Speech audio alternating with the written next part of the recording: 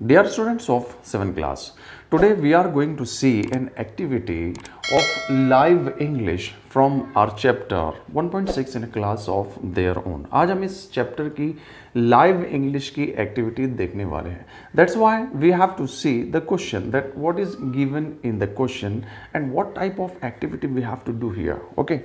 So you have to open your textbook and see at page number 33. Here is our question. Now the question is, English is not something that you see only in your textbook and classrooms. English सिर्फ उतनी ही नहीं है जितनी आप अपनी text book में देखते हैं या फिर अपने क्लासरूम में इस्तेमाल करते हैं. सिर्फ वहीं तक महदूद नहीं है, वहीं तक सीमित नहीं है. We use English for many purposes. हम कई पर्पजेज में इंग्लिश का इस्तेमाल करते हैं in our day to day life. हमारी रोज़ाना की ज़िंदगी में किस तरह का इस्तेमाल हो सकता है, क्या क्या पर्पज़ हैं हमारे. Sometimes we have to fill in forms and applications in English. Sometimes क्यों हम यहाँ पे कह सकते हैं कि most of the times हमें जो है वो applications इंग्लिश में ही लिखनी होती हैं. और फॉर्म्स वगैरह जो हैं, आप बैंक के फॉर्म ले लीजिए, आप जो पोस्ट ऑफिस के फॉर्म ले लीजिए, आप किसी डिपार्टमेंट में अप्लाई करना चाहते हैं उसके लिए ले लीजिए, आपको जो है वो हमेशा इंग्लिश में ही लिखना है. फॉर्म्स इंग्लिश में फिलअप करने हैं, आपको एप्लीकेशंस भी इंग्लिश में ही देनी होती है. Here is a specimen of an application form for a library membership. यहाँ पर आपको एक स्पेसिमेन यानी नमूने के तौर पर, एक एग्जाम्पल के तौर पर एक फॉर्म का या एक एप्लीकेशन का नमूना आपको दिया हुआ है जिसे आपको फिल करना है. ये किस ताल्लुक से है कि आप जो है वो किसी लाइब्रेरी की मेंबरशिप लेना चाहते हैं, उसके लिए आपको एप्लीकेशन फॉर्म भरना है. तो यहाँ पे आपको एप्लीकेशन जो है एक फॉर्मेट की शक्ल में दी हुई है. फिर क्वेश्चन है कि can you fill it on your own, क्या आप इसे खुद से भर सकते हैं, ये कहा जा रहा है. ऑफ कोर्स हम इसे खुद से भर सकते हैं. Okay, first we have to look this format कि इस फॉर्मेट में हमें दिया क्या गया है. ठीक है, जैसे यहाँ पे टाइटल है कि एप्लीकेशन फॉर लाइब्रेरी मेंबरशिप. ये एक एप्लीकेशन का फॉर्मेट है, एक नमूना है जो लाइब्रेरी मेंबरशिप के लिए है. आप जो हैं वो किसी लाइब्रेरी में मेंबरशिप चाहते हैं तो आपको ये फॉर्म भरना पड़ेगा. ओके, तो यहाँ पर इसकी शुरुआत इस तरीके से होती है कि नेम, कि जो एप्लीकेंट है, जो एप्लीकेशन कर रहा है, उसका नाम क्या है. साइड में लिखा है, देखिए आप यहाँ पर ब्रैकेट्स में लिखा है कि इन ब्लॉक लेटर्स. आपको ये ब्लॉक लेटर्स में लिखना है, यानी कैपिटल लेटर्स में लिखना है. ओके, तो इसमें आपको यहाँ ध्यान ये देना होगा कि देखिए कैसे लिखना है. लास्ट नेम आपको पहले लिखना है, उसके बाद फर्स्ट नेम लिखना है, उसके बाद आपको मिडल नेम लिखना है. तो last name it means surname. हमारा जो भी सरनेम है, जैसे हमने एग्जाम्पल के तौर पर किसी बच्चे का यहाँ नाम लिया है, उसका सरनेम हमने लिखा है यहाँ पे अंसारी. ओके, उसके बाद उस बच्चे का नाम है, फर्स्ट नेम है जाहिद और उसका मिडल नेम यानी उसके बाद का नाम जो है वो है अनवर. तो इस तरीके से अंसारी, जाहिद, अनवर. ठीक है, उसके बाद है क्लास, यानी आप किस क्लास को बिलोंग करते हो, तो 7th क्लास को. ठीक है, सेक्शन क्या है आपका सेक्शन ए है. उसके बाद में है रोल नंबर 1. ये किसी स्कूल में, लाइब्रेरी में मेंबरशिप लेने के लिए एक फॉर्मेट, एक नमूना है. ठीक है, इतना समझ में आ गया आप लोगों को. उसके बाद हम देखते हैं कि डेट ऑफ बर्थ, यानी जो एप्लीकेंट है, जो फॉर्म भर रहा है, जो एप्लीकेशन कर रहा है, उसकी डेट ऑफ बर्थ क्या है. तो डेट ऑफ बर्थ भरने के लिए हमें थोड़ा सा यहाँ पर ध्यान देना होगा कि किस तरीके से लिखना है. जैसे यहाँ पे लिखा है DD MMYY. ठीक है, तो यहाँ पर जो है वो डेट के लिए यानी डे के लिए आपको जो है वो 2 बॉक्सेस दिए गए हैं. उस तरीके से मंथ के लिए 2 बॉक्सेस दिए गए हैं, ईयर के लिए आपको 1 2 3 4 बॉक्सेस दिए गए हैं. तो आपको यहाँ पर जो है अपना पर्टिकुलर डे लिखना है और यहाँ पर जो है वो मंथ लिखना है कि कौन से महीने के कौन से दिन की पैदाइश है और कौन सा साल है. तो यहाँ पे हमने लिखा है कि 4th of July 2008, यानी 2008 का जुलाई के महीने का चौथा दिन. ओके, इस तरीके से हमने इस फॉर्मेट को भरा है. उसके बाद में है जेंडर, आप मेल हैं या फीमेल हैं. अगर आप मेल हैं तो आप यहाँ पर इस तरीके से मेल को टिक करेंगे, और अगर ये फॉर्म कोई लेडी भर रही है या कोई लड़की यानी कोई गर्ल भर रही है तो यहाँ पर वो फीमेल पर टिक करेंगे. उसके बाद में है कि एप्लीकेंट्स एड्रेस, यानी आप एप्लीकेशन कर रहे हैं तो आप जो है वो एप्लीकेंट हुए, आपका एड्रेस यहाँ पर हमें लिखना है. तो हमने एक फर्जी एड्रेस यहाँ पर लिखा है कि Azad colony near post office Kamptee dist Nagpur pin code 441002। Okay, तो यहाँ पे हमने पोस्ट ऑफिस को एज ए लैंडमार्क लिया है ताकि जो है उस पते में जो है वो कोई कमी ना रह जाए। ओके, उसके बाद में है कि नेम ऑफ द गार्डियन, यानी आपके सरपरस्त का नाम। तो हमने वो भी एक फर्जी नाम यहाँ पर लिया है कि शमीम अहमद अंसारी। इनका हमने एड्रेस दिया है कि near Bank of Maharashtra Civil Colony Nagpur 441001, ये उनका पिन कोड है। उसके बाद में है फ़ोन नंबर या फिर मोबाइल नंबर। आजकल मोबाइल नंबर्स की ज़्यादा चलन में है, इसलिए हमने यहाँ पे 10 डिजिट का एक फर्जी मोबाइल नंबर जो है यहाँ पर दिया है।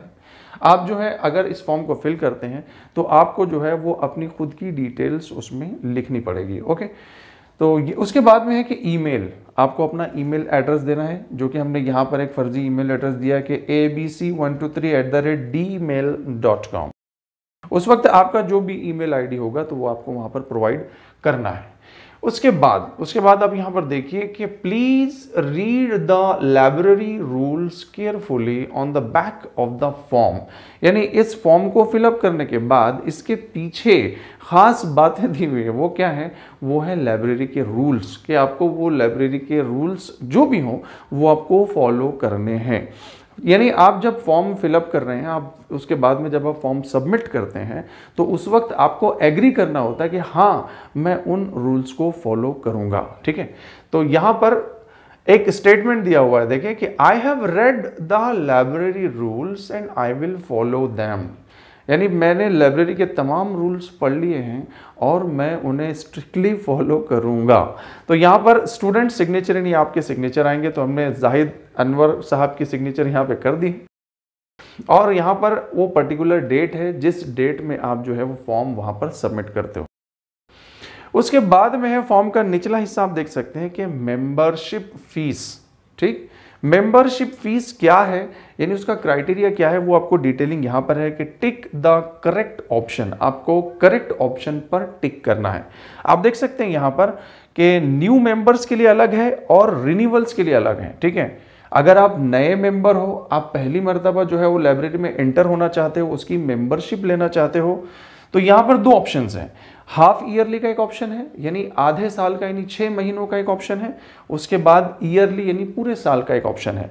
तो अगर आप आधे साल के लिए मेंबरशिप लेना चाहते हो तो आपको जो है वो 50 रुपए जो है वो सबमिट करने होंगे, देने होंगे। ओके, और अगर आप जो है वो पूरे साल के लिए मेंबरशिप चाहते हो तो आपको 100 रुपए देने होंगे। ठीक है, और अगर आप जो पहले से मेंबर हो और आप अपना कार्ड यानी आप मेंबरशिप कार्ड अपना जो है वो रिन्यूअल कराना चाहते हो तो आपको हाफ ईयरली के यानी 6 महीनों के 35 रुपये लगेंगे, 35 रुपीज़ लगेंगे। और अगर आप ईयरली कराना चाहते हो मेंबरशिप अपनी तो आपको उस वक्त 70 रुपीज़ लगेंगे। ओके, उसके बाद आते ये बॉक्स आप देख रहे हैं, यहाँ पर है कि फॉर ऑफिस यूज ओनली, सिर्फ ये ऑफिस यूज के लिए है। जिस स्कूल की वो लाइब्रेरी है, वो जहाँ की लाइब्रेरी है वहाँ के ऑफिस का ही ये काम है, आप यहाँ पर कुछ नहीं लिख सकते। ठीक है, तो यहाँ पे वो लोग यूज़र आईडी जो भी आपको देना होगा वो आईडी आपको देंगे। उसके बाद में कार्ड इशूड ऑन, यानी आपको लाइब्रेरी कार्ड कब इशू किया जाएगा या जा रहा है तो वो डेट वो यहाँ पर लिखेंगे। उसके बाद में जो हेड ऑफ द डिपार्टमेंट यानी हेड ऑफ द लाइब्रेरी होगा या फिर जो लाइब्रेरियन होंगे वहाँ के, तो उनका यहाँ पर सिग्नेचर और उनका स्टैंप लगेगा। ओके, तो मुझे लगता है स्टूडेंट्स आपने इस फॉर्म को और इस फॉर्मेट को अच्छे तरीके से समझ लिया है। Student, now we have the next part of the question that frame rules for the school library. आपको अपनी स्कूल लाइब्रेरी के लिए कुछ रूल्स बना लेने हैं, तय कर लेने हैं, डिसाइड कर लेने हैं after discussing them in the class. लेकिन पहले आपको उन्हें अपनी क्लास में ही डिस्कस कर लेना है। ठीक है, here we have some rules for school library. हमने यहाँ पर कुछ रूल्स बना कर दिए हैं स्कूल लाइब्रेरी के लिए। ठीक है, जिसमें से पहला रूल है कि carry your student ID card. आपको हमेशा अपना स्टूडेंट आईडी कार्ड साथ में लाना है जब भी आप लाइब्रेरी आते हैं। Handle the books with great care. आपको लाइब्रेरी से ली हुई तमाम बुक्स को जो है वो बहुत ही ध्यान से इस्तेमाल करना है, बड़े ही मोहतात रहते हुए इस्तेमाल करना है, यानी उन बुक्स को किसी भी किस्म का कोई नुकसान नहीं होने देना है। अगर आप नुकसान कर बैठते हैं, बुक फट जाती है या किसी और दर्जे का नुकसान हो जाता है, तो हो सकता है कि आपसे उसमें जुर्माना वसूल लिया जाए। उसके बाद में कि keep silence in the library. ये बहुत ही इंपॉर्टेंट पॉइंट है कि आप लाइब्रेरी में अगर हैं तो आपको लाइब्रेरी में साइलेंस को बरकरार रखना है, खामोश रहना है, किसी भी किस्म की बातचीत वगैरह जो है वो नहीं होनी चाहिए, ठीक है। उसके बाद है कि do not keep any food material while you are in the library. अगर आप लाइब्रेरी में हैं तो आपके पास में किसी भी किस्म का कोई भी फूड मटेरियल नहीं होना चाहिए। जैसे कि आप लाइब्रेरी में बैठे हैं और आप वहाँ पर कुछ खा रहे हैं, कुछ पी रहे हैं, ये बिल्कुल भी अच्छी बात नहीं है, ठीक है।